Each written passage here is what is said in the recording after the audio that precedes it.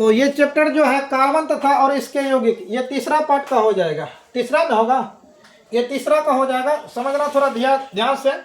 तो कार्बन थोड़ा सा एक बार पीछे का रिवाइज करा देते हैं।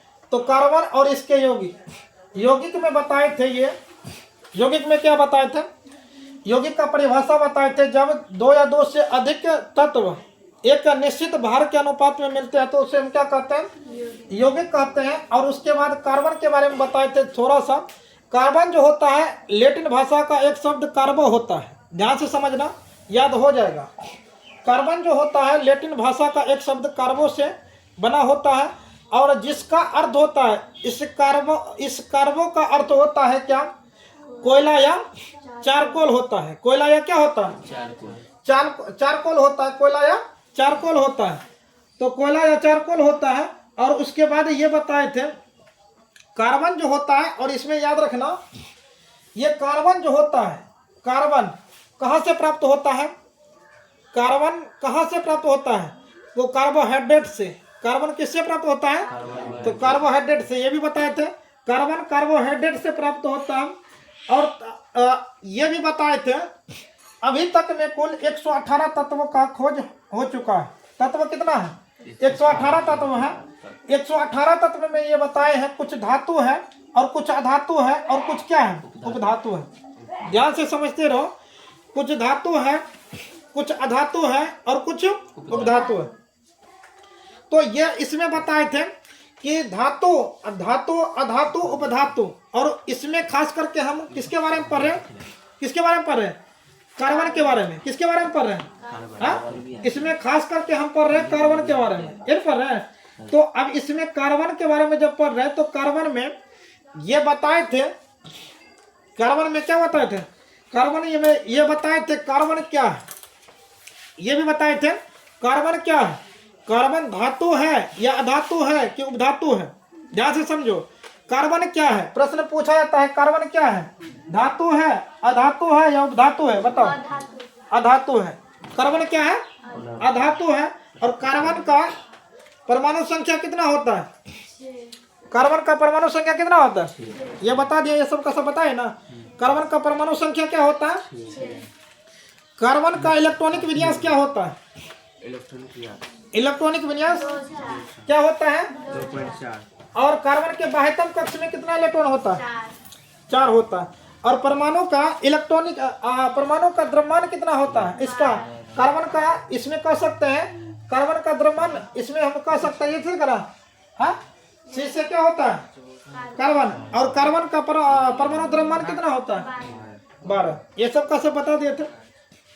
तो और कार्बन जो होता है वायुमंडल में कितना उपस्थित होते हैं, वायुमंडल में, हाँ, 0. वायुमंडल में कहेगा 0.03%, और पृथ्वी पर कहेगा तो 0.02%।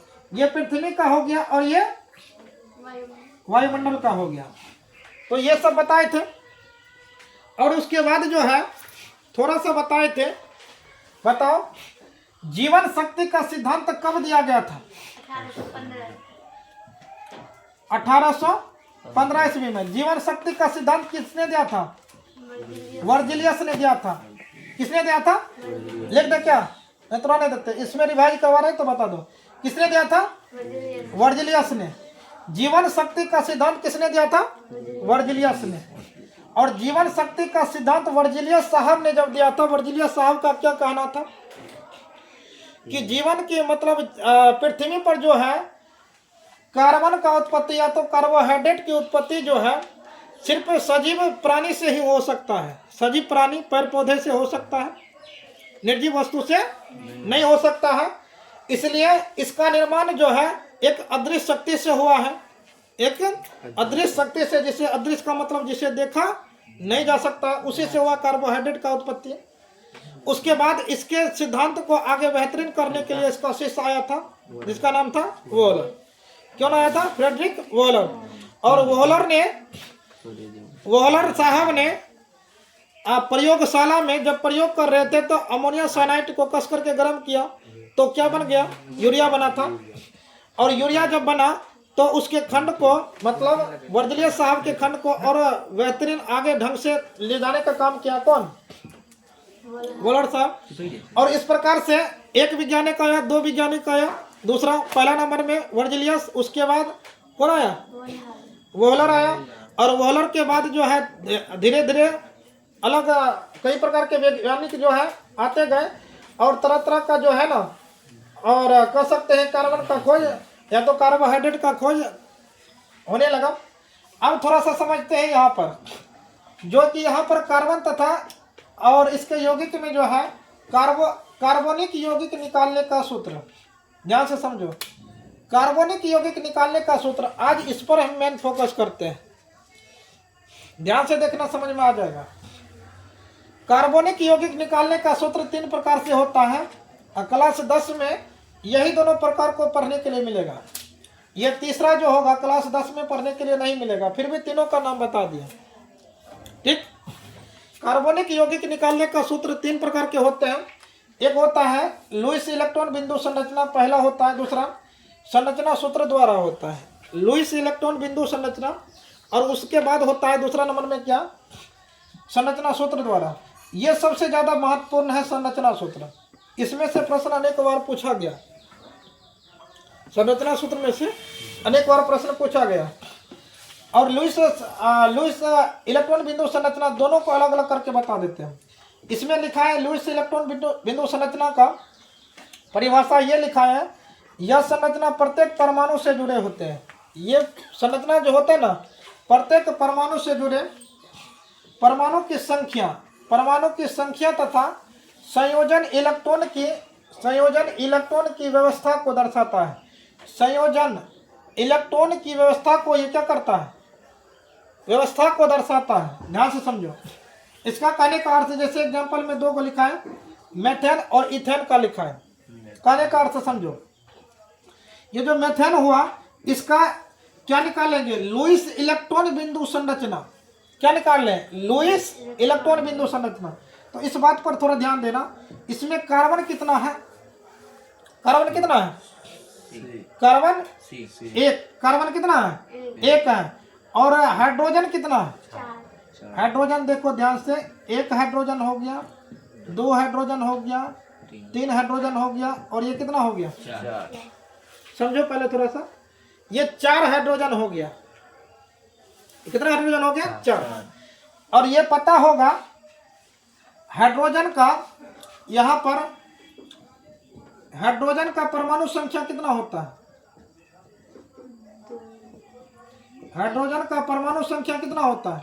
1। और इसमें जो होता है, इसमें कितने इलेक्ट्रॉन होगा? हाइड्रोजन में इलेक्ट्रॉन कितना होगा? 1। इसके बाह्यतम कक्ष में कॉल हो जाए तो इलेक्ट्रॉन 1 के गो है, तो इसके कक्ष में 1 इलेक्ट्रॉन है। अब कार्बन का कहते हैं तो कार्बन का इलेक्ट्रॉनिक विन्यास क्या होगा? इलेक्ट्रॉनिक विन्यास क्या होगा? अरे 2-4 होगा। कार्बन का इलेक्ट्रॉनिक विन्यास क्या होगा? तुम ही समझ लो, क्या हो जाएगा? 2-4। कार्बन का इलेक्ट्रॉनिक विन्यास क्या होता है? 2-4 होता है। कार्बन का इलेक्ट्रॉनिक विन्यास 2-4। इसके बाह्यतम कक्ष में, बाह्यतम कक्ष में बताओ, बाह्यतम कक्ष में कितना इलेक्ट्रॉन है? बाह्यतम कक्ष में कितना इलेक्ट्रॉन है? 4 इलेक्ट्रॉन। तो ध्यान से समझो, हाइड्रोजन के पास 1 इलेक्ट्रॉन है, 1 इसको दे देंगे, 1 इसका है, 1 इसका है, और 1 इसका है। ध्यान से समझो। तो अब कार्बन के पास कितना इलेक्ट्रॉन है? बाह्यतम कक्ष में कितना इलेक्ट्रॉन है? 4। कितना इलेक्ट्रॉन है? 4 है। तो 1 यहाँ पर कर देते हैं, और इसको हटा करके करते हैं, थोड़ा सा यहाँ पर कर दिए, इसको यहाँ कर दिए, और इसको हटा करके कर दिए, इसको थोड़ा सा हटा करके करते हैं। इसके पास 4 इलेक्ट्रॉन, 1 हो गया, 2 हो गया, 3 हो गया, 4 इलेक्ट्रॉन, 4 बिंदा दिया। इसके बाह्यतम कक्ष में कितना इलेक्ट्रॉन है? 4। कार्बन के बाह्यतम कक्ष में कितना इलेक्ट्रॉन है? 4 इलेक्ट्रॉन है। ध्यान से समझो, कोई भी तत्व का मतलब किसी भी परमाणु का अष्टक पूरा होने के लिए, अष्टक का मतलब समझो, जैसे कहते हैं कि एक बिंदु ये है, ये नाभिक हो गया, ठीक, ये जो हो गया प्रथम कक्ष हो गया, ये दूसरा कक्ष हो गया, समझो पहले, ये तीसरा कक्ष हो गया, इस प्रकार से ये चौथा कक्ष हो गया, और इस प्रकार से ये पांचवा कक्ष हो गया। कितना कक्ष हो गया? 5 कक्ष। अब ये पहला कक्ष का बात करते हैं तो इसको हम कहते हैं के एल एम एन। ध्यान से समझो क्या कह रहे हैं। और इसको जो परमाणु चाहिए, मतलब कोई भी कक्ष में इलेक्ट्रॉन की संख्या निकालने का सूत्र क्या होता है? कोई भी कक्ष में इलेक्ट्रॉन की संख्या निकालने का सूत्र होता है 2n²। कितना होता है? ध्यान से समझो, इसको भी थोड़ा सा बता देते हैं। 2n²। किसी भी कक्ष में इलेक्ट्रॉन की संख्या निकालने का सूत्र क्या होता है? ध्यान से समझो, क्या होता है? 2n²। क्या होता है? 2n²। तो इसका पहला कक्ष कहेंगे यहाँ पर, ये दूसरा हो जाएगा, ये तीसरा हो जाएगा, और ये चौथा हो जाएगा। कितना कक्ष हो गया? 4 कक्ष हो गया। ये समझ में आ जाएगा तो ये आराम से समझ में आ जाएगा। कितना कक्ष हो गया? 4 कक्ष हो गया।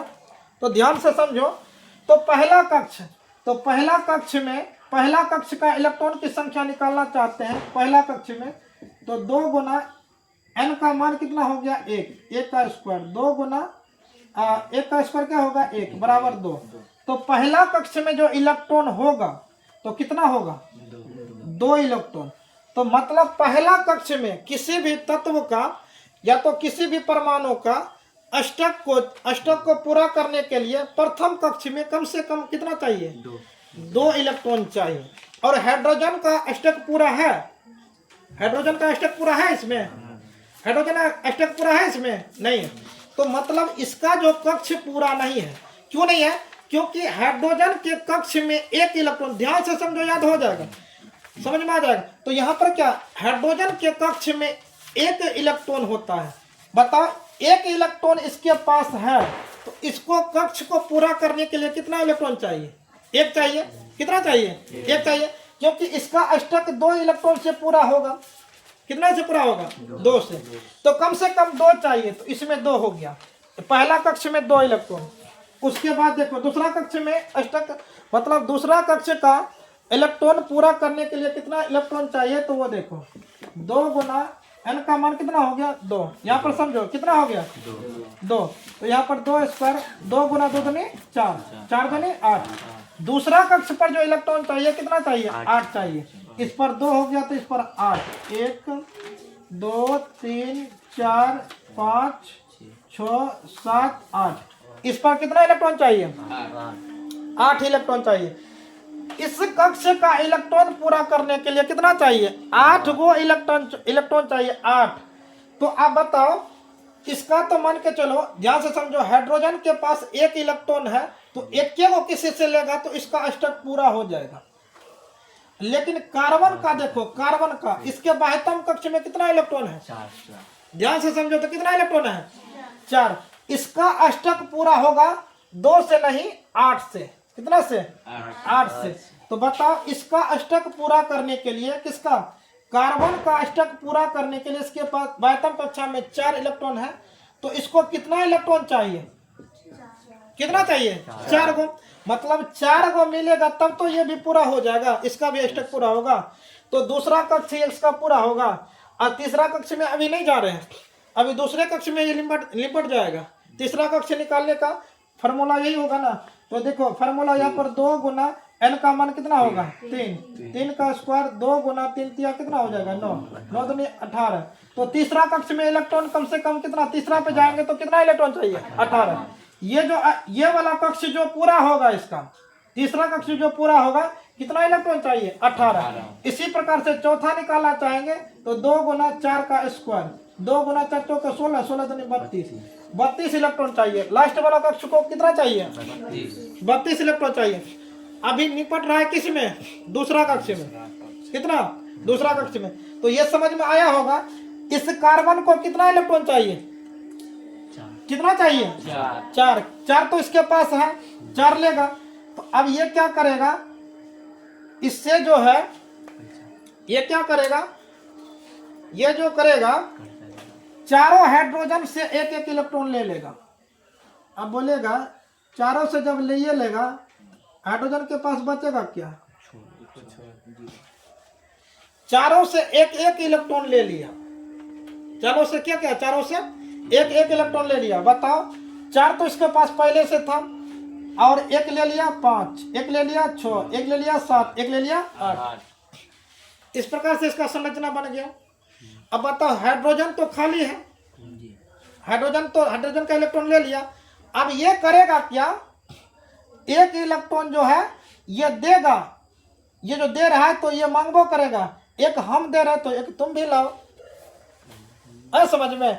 एक दे रहा है, इन दोनों के बीच जो बनेगा इस प्रकार के बॉन्ड बनेगा।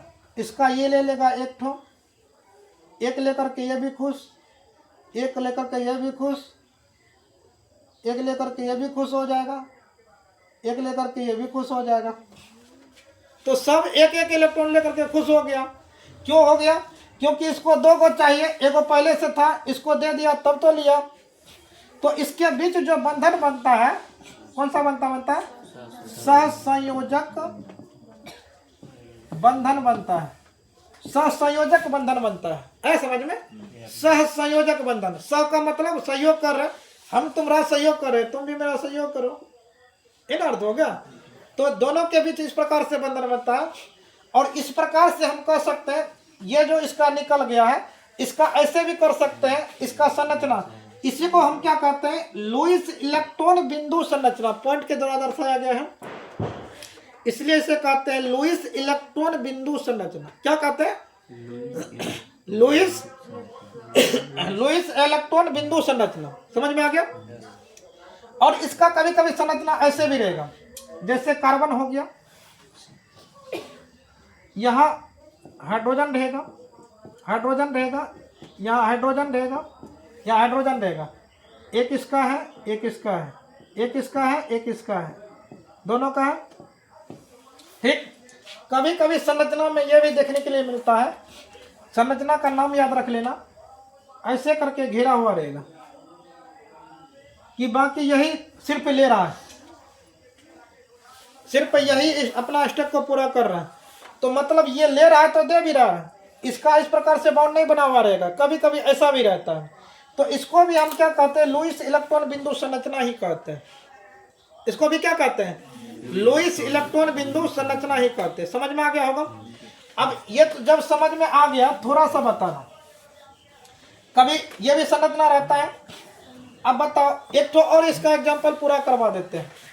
जैसे एथेन का बात करते हैं, ये तो हो गया किसका? इसका हो गया ना, मेथेन का ना। किसका हुआ? अब बताते हैं किसका? एथेन का। किसके बता देता है? एथेन का। एथेन में थोड़ा ध्यान से देखो, इसमें कार्बन कितना है? इसमें कार्बन 2। अब इसको समझाने की आवश्यकता भी नहीं पड़ेगा, इसका डायरेक्ट संरचना निकाल देते। कार्बन 2, एक लिख दिया, एक और 2, ध्यान से समझो, एक और 2। बताओ, एक और 2 हो गया, तो हाइड्रोजन कितना है? 1 2 3 4 5 और ये क्या हो जाएगा? 6। बताओ, इसके पास कितना इलेक्ट्रॉन? 1। इसके पास कितना है? 1। इसके पास 1। इसके पास 1। और इसके पास कितना है? 1। इसके पास 1। और इसी प्रकार से एक इसका है, एक इसका है, एक इसका है, एक इसका है, और एक इसका है, तो फिर एक इसका भी है। ऐसा समझ में?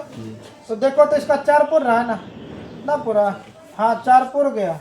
4 क्यों पूरा? क्योंकि एक यहाँ पर है, एक यहाँ पर भी है। ऐसा समझ में? बताओ, इसका अष्टक पूरा करने के लिए, अपना अष्टक पूरा करने के लिए, समझ में आ गया ना? नहीं समझ में आया? देख लो, कार्बन कितना है? 1 2 कार्बन बैठा दिए। हाइड्रोजन कितना? 6। 1 2 3 4 5 6, इस प्रकार से बैठा दिए ना। जब इसका ये बैठा दिए, तो इसका लुईस इलेक्ट्रॉन बिंदु संरचना निकालना चाहते हैं, तो इसका क्या करते हैं? इस प्रकार से ऐसे घेर दो, सबसे इलेक्ट्रॉन ले रहा है, सबसे इलेक्ट्रॉन ले लिया, इस प्रकार से लिया ना, इस प्रकार से सबसे इलेक्ट्रॉन ले लिया। अब इसका इलेक्ट्रॉन पूरा करने के लिए, ये हाइड्रोजन का स्टैक पूरा करने के लिए इसको इससे दर्शा दो, इसको इससे दर्शा दो, और यहां पर क्या करेगा, ये इससे ये ले लगाओ, लेगा कि नहीं। अब जो होगा इसका बताओ, यहां पर बताना, यहां पर इसका ना तो यहां पर बाउंड कर देते, एक बाउंड कर देते, सिंगल बाउंड, ठीक। तो अब इसको इस प्रकार से दर्शा दो, और इसको इस प्रकार से दर्शा दो, और इसको इस प्रकार से दर्शा दो। इसी को हम क्या कहते हैं, लुईस इलेक्ट्रॉन बिंदु संरचना कहते हैं। इसी प्रकार से methane, ethane, propane, butane, hexane, heptane, इस सब का भी निकाल सकता है, ठीक। ये हो गया। अब जो है दूसरा नंबर का जो है लुईस इलेक्ट्रॉन बिंदु के बाद है संरचना सूत्र। ज्यादा कुछ नहीं, इसी प्रकार से बनेगा संरचना सूत्र। इसमें कहता है संरचना सूत्र में दो परमाणुओं के बीच, ध्यान से समझो, संरचना सूत्र में दो परमाणुओं के बीच बंधे इलेक्ट्रॉन को रेखा द्वारा क्या करते हैं, दर्शाते हैं। इसमें बिंदु द्वारा दर्शाते हैं, बिंदु संरचना को बिंदु द्वारा, इसमें रेखा द्वारा दर्शाते हैं। अब इसका अर्थ समझो, ये तो पहले बता दिए थे ना, इसको हटा दें, ये पहले बता दिए थे ना, इसको हटा देते हैं।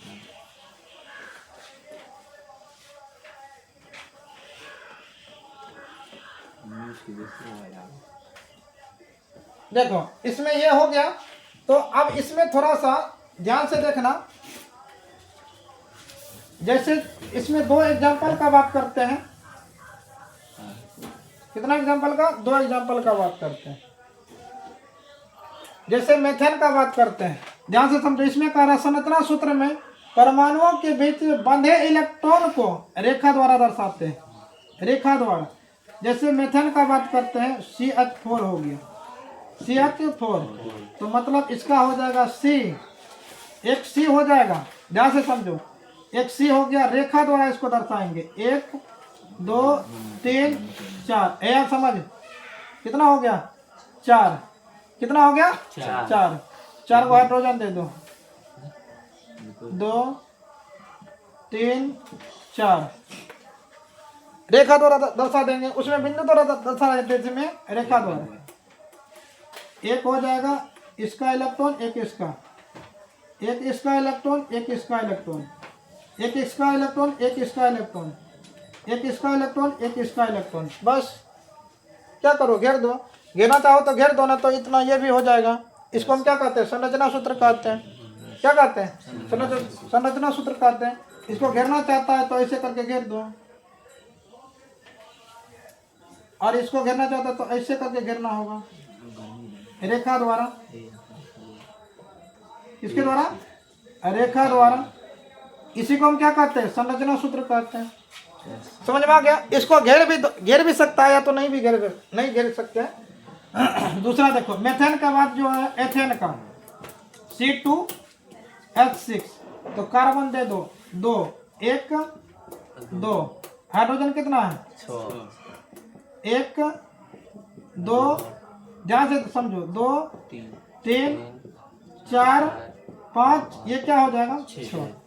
इसी को संरचना सूत्र कहते हैं, संरचना सूत्र कहते हैं। तीसरा बोलो, तीसरा प्रोपेन, प्रोपेन में कितना है, C3H8, तो C3 1 2 3, हाइड्रोजन कितना, 8, 1 2 3 4 5 6 7 8, इसी को कहते हैं संरचना सूत्र। समझ में आ गया। ब्यूटेन का बताओ, ब्यूटेन कितना है, C4, समझ में आ गया ना, H10, तो C कितना, 4 1 2 3 4, हाइड्रोजन बताओ, 1 2 3 4 5 6 7 8 9 10, इसी को कहते हैं संरचना सूत्र। कोई दिक्कत है, संरचना सूत्र। अब सबका स्टक पूरा हो जाएगा।